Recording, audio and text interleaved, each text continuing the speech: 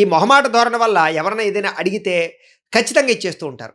అది మీకు అవసరమైన వస్తువైనా సరే, సరే చూద్దాంలే అని. అంటే ఈ మొహమాట ధోరణి వల్ల చాలా సార్లు చాలా రకాల విషయాల్లో మీరు డబ్బు విషయంగా కానీ, వస్తువు విషయంగా కానీ కోల్పోతుంటారు. ఎవరన్నా ఒకసారి నీ బండివయ్యా 2 రోజులు మళ్ళీ ఇచ్చేస్తానన్నారనుకోండి, కాదనలేరనమాట. ఇచ్చేస్తారు. ఆ తర్వాత ఏదైనా పాడైతే కనుక మళ్ళీ మీరే పెట్టుబడి పెట్టి చేయించుకుంటూ ఉంటారు తప్ప అవతల వాళ్ళని నిందించరు. ఇలాగేమంటారంటే చిన్న చిన్న విషయంలో గానీ, పెద్ద విషయాల్లో గానీ ఇలాంటి లక్షణాలు ఎక్కువగా ఉంటూ ఉంటాయి.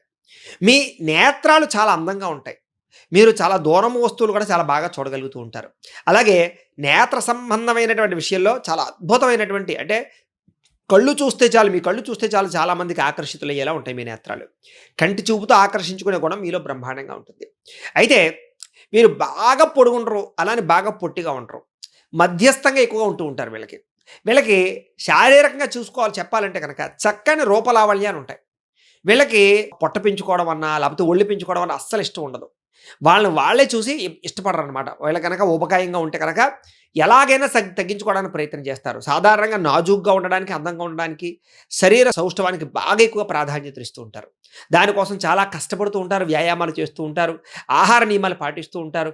ఏది ఏమైనా కూడా కొంచెం వీళ్ళకి శరీరం అందంగా ఉంటే చాలా ఇష్టం. లేదంటే గనక వాళ్ళని వాళ్ళే ఇబ్బంది అంటే చికాకు పెట్టుకుంటూ ఉంటారనమాట. చిచ్చి నేనెలా ఉన్నానేంటి మారాలి అని.